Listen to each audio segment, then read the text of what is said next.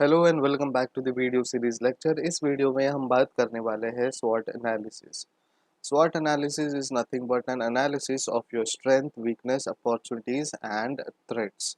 ठीक है, तो इस वीडियो में स्वॉट एनालिसिस क्या है, इसके डिटेलिंग्स क्या है और ये कैसे काम करता है, ये सब बात करेंगे।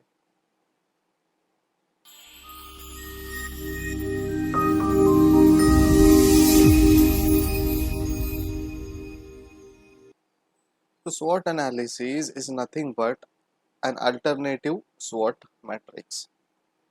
ठीक है, ये स्वॉट मैट्रिक्स है, उसका एक अल्टरनेटिवली स्वॉट एनालिसिस हम लोग बोलते हैं। और ये एक स्ट्रक्चर्ड प्लानिंग मेथड है जो इवेलुएट करता है हमारे स्ट्रेंथ, वीकनेस, अपॉर्चुनिटीज और थ्रेट्स को। अब स्ट्रेंथ मतलब हमारे पास क्या क्या स्ट्रांग पॉइंट है, वीकनेस यानी हमारी क्या खामियां हैं, हमारी क्या कमियां हैं, बेसिकली डिसएडवांटेजेस। देन अपॉर्चुनिटीज कि हमें ये काम करने से क्या क्या फायदे मिलेंगे, क्या क्या मौका मिलेगा। देन थ्रेट्स कि क्या क्या चीज़ ऐसे है जो हमें नुकसान कर सकते हैं, नुकसानदायी है। तो ये बेसिकली एक ओवरऑल स्वॉट एनालिसिस करना बहुत ज़रूरी है कि हमारा स्ट्रॉन्ग, वीक, अपॉर्चुनिटी और थ्रेट्स क्या क्या है हमारे बिजनेस में और हमारे प्रोजेक्ट्स में। SWOT analysis is a technique that enables a group or individual to move from everyday problems and traditional strategies to a fresh perspective. तो ये SWOT analysis is nothing but a technique जो एक individual को और एक group को enable करता है कि हमारी प्रॉब्लम्स क्या है और हमारे ट्रेडिशनल स्ट्रैटेजीज को हम कैसे प्रोस्पेक्टिव तरीके से बिल्ड करें। SWOT analysis looks at your strengths and weaknesses and the opportunities and threats your business faces. So SWOT analysis क्या देखते हैं, आपके strength and weaknesses, opportunities और threats जो आपका business face कर रहा है। Thus, SWOT analysis framework is a very important and useful tool to use in marketing, management and other business applications. तो SWOT analysis एक फ्रेमवर्क है और एक ये इम्पॉर्टेंट और यूजफुल टूल है किस चीज़ के लिए, मार्केटिंग मैनेजमेंट के लिए। अगर आपके कंपनी का आपका स्वॉट एनालिसिस रेडी है तो आपको पता चलेगा कि कहाँ पे जाके मार्केट करना है, कहाँ पे नहीं। तो बेसिकली आप गलत जगह पर मार्केटिंग नहीं करोगे जहाँ से रिजल्ट नहीं आएगा। आप अपने वीकनेस को बढ़ा के एक स्ट्रॉन्ग पॉइंट बना सकते हो।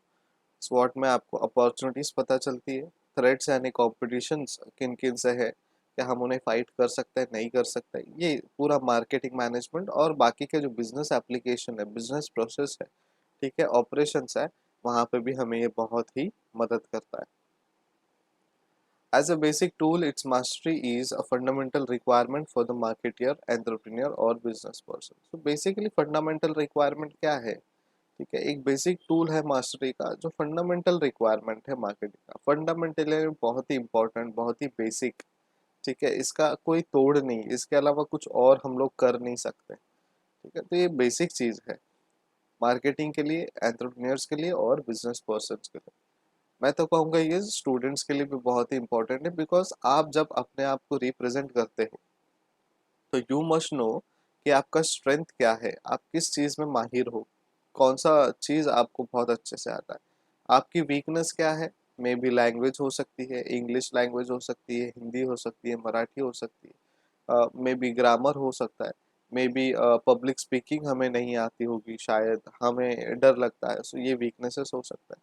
अपॉर्चुनिटीज़ एज अ स्टूडेंट हमें क्या क्या मिलते हैं, कहाँ कहाँ पे हमें अपॉर्चुनिटीज मिल सकती है, ये सब स्वॉट एनालिसिस बताता है। एंड देन थ्रेट्स कि क्या हमें कंपटीशन है, कि मेरे से आगे कौन सा लड़का जा रहा है, ये सारी चीज़ें।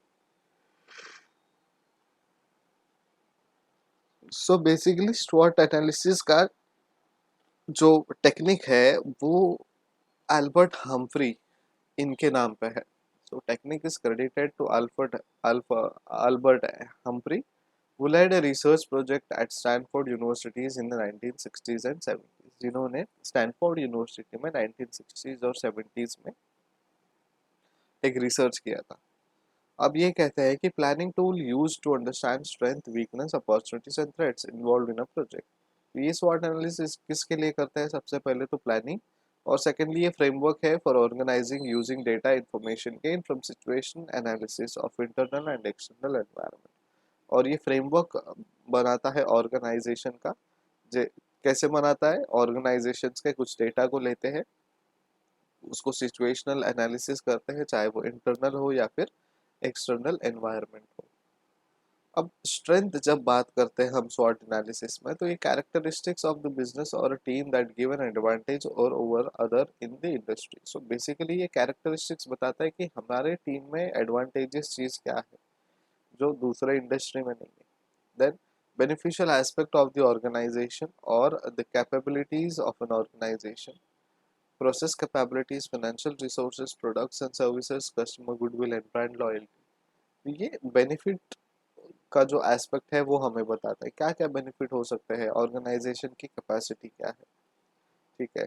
उसके बाद प्रोसेस जो है उनका, ऑपरेशन जो है उनकी क्या कैपेबिलिटीज है, फाइनेंशियल रिसोर्सेज उनको कहाँ से मिलता है बहुत आसानी से, प्रोडक्ट्स एंड सर्विसेज जो वो मैन्युफैक्चर करते हैं, सर्व करते हैं, उसमें क्या स्ट्रेंथ है, customer goodwill and brand loyalty कैसे बनी, क्या हमारे ये स्ट्रेंथ है, राइट। एग्जाम्पल है abundant financial resources, well known brand name, lower cost raw material or processes, superior management talent, better marketing skills, good distribution skills, committed employees, ये सारी जो चीज़ें हैं ये हमारे स्ट्रेंथ है, ठीक है। abundant financial resource मतलब बहुत ज़्यादा फाइनेंशियल रिसोर्सेज, आप जहाँ बोलो वहाँ से आपको पैसा आएगा। ब्रांड है आपका एक, ठीक है। जब आप केक शॉप के लिए जाते हो, केक खाने के लिए जाते हो, तो आप ब्रांड देखते हो, मॉन्जिनीस, ठीक है, मेरवान्स, ये बड़े ब्रांड्स हैं। उसके बाद फिर छोटे छोटे ब्रांड्स आते हैं जो अभी भी स्ट्रगलिंग मोड पे है। जब आप कंप्यूटर्स या लैपटॉप लेने जाते हो तो एचपी है, लेनोवो है, डेल है, ठीक है। जब आप कोई मोबाइल फ़ोन लेने जाते हो तो आईफोन्स है, सैमसंग है, ठीक है, नोकिया, राइट। ये सारी चीज़ें जो है ब्रांड है और उनको ज़्यादा मेहनत नहीं करनी पड़ती बिकॉज उनका स्ट्रेंथ बहुत है, ठीक है, उनके जो स्ट्रेंथ है वो बहुत है। देन वीकनेसेस बताता है कि आपके फर्म का, आपके ऑर्गेनाइजेशन का डिसएडवांटेजेस क्या है, और वो डिट्रैक्ट करता है organisation from its ability to attain core goal and influence its growth. वो एक ट्रैक से हमें बाहर निकालने की कोशिश करता है बिकॉज डिसएडवांटेज है हमारे पास। तो हमारे कोर गोल को इन्फ्लुएंस करने की बहुत ज़रूरी है, और अगर ये ऑर्गेनाइजेशंस की एबिलिटी को नहीं बढ़ाएंगे तो हमारा कोर गोल जो है वो अचीव करने में मुश्किल आएगी। अब वीकनेसेस क्या क्या चीज़ है, तो weaknesses are the factors which they do not meet the standards we feel they should meet. Weakness क्या हो सकता है, अगर ऑर्गेनाइजेशन में कहा गया है टेक savvy होना चाहिए। टेक टेक savvy का मतलब क्या है, टेक savvy का मतलब टेक्नोलॉजिकली यूज टू होने चाहिए। तो क्या सीनियर सिटीजन जो 45 प्लस है, जो 50 प्लस है, वो इस और ऑर्गेनाइजेशन में उनके जो स्टैंडर्ड्स है वो मीट कर पाएंगे? नहीं। तो वो वीकनेस है उनके लिए। However, weaknesses are controllable, they must be minimized and eliminated। तो weaknesses जो है वो controllable है और वो minimize कर सकते हैं। Example limited financial resources, financial resources जो है लिमिटेड है हमारे, ये हमारा वीकनेस हो सकता है। Weak spending on research and development, बहुत कम स्पेंड करते हैं हम रिसर्च एंड डेवलपमेंट में, रिसर्च एंड डेवलपमेंट ज़्यादा नहीं करते। वेरी नैरो प्रोडक्ट लाइन, बहुत नैरो प्रोडक्ट लाइन है, सिर्फ एक दो प्रोडक्ट ही हम मैन्युफैक्चर करते हैं। लिमिटेड डिस्ट्रीब्यूशन है, हायर कॉस्ट है, आउट ऑफ डेट प्रोडक्ट्स है, टेक्नोलॉजी आउट ऑफ डेट्स है, वीक मार्केटिंग इमेज है, पुअर मार्केटिंग स्किल्स है, लिमिटेड मैनेजमेंट स्किल्स है, अंडर ट्रेन्ड एम्प्लॉयज है। ये सारी चीज़ें हमारी वीकनेस में आ जाती है। Opportunities, a company can identify new products, the company can go for new sectors, the company can go for new geography, new company, new economy, the company can go and extend the market, company can take the advantage of the changing lifestyle and can go for the opportunities available technology change। तो ये सारी चीज़ें opportunity है। एक तो हम identify कर सकते हैं नए प्रोडक्ट को, नए सेक्टर्स में जा सकते हैं हम हमारे प्रोडक्ट को डाइवर्सिफाई करके, कौन से इलाके में हमारा मार्केट नहीं है उस मार्केट को हम कैप्चर करने की कोशिश कर सकते हैं, न्यू जोग्राफी में हम जा सकते हैं, इकोनॉमी को हम एक्सटेंड कर सकते हैं। ठीक है, उसके बाद कंपनी का जो एडवांटेज है चेंजिंग लाइफस्टाइल और अपॉर्चुनिटीज अवेलेबल, वो एज एन अपॉर्चुनिटी ले सकते हैं। थ्रेट्स, पॉलिटिकल थ्रेट्स है, एनवायरमेंटल थ्रेट्स है, टेक्नोलॉजी थ्रेट्स है from the partners business, buyers, supplier, की स्टाफ, एम्प्लॉयज। सो देखिए थ्रेट जो है सबकी तरफ से है। हमारे घर में भी ऐसा होता है, तीन भाई लोग हैं तो सबसे बड़े भाई का नाम होता है, छोटे भाई का नाम नहीं होता, दैट्स अ थ्रेट।